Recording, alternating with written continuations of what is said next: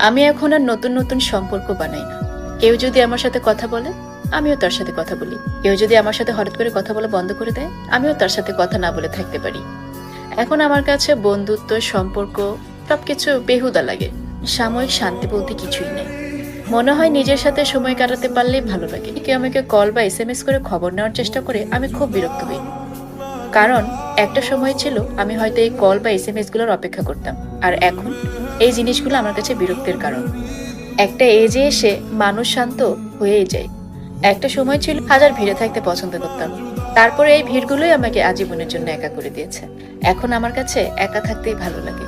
ভালো লাগে না কোনো বন্ধুত্ব, ভালো লাগে না কোনো সম্পর্ক। সময় আর ভাগ্যর দোষ দিয়ে লাভ নেই, নিজে সংশোধন হতে পারলে সবকিছুই সুন্দর। আমি যেখানে বারবার হেরেছি সেখানে আমি কেন যাব? যেখানে আমি বারবার ঠকেছি সেই মানুষের সাথে আমি কেন মিশবো? ঠিক আছে, হাসি মুখে কথা বলবো, না বলতে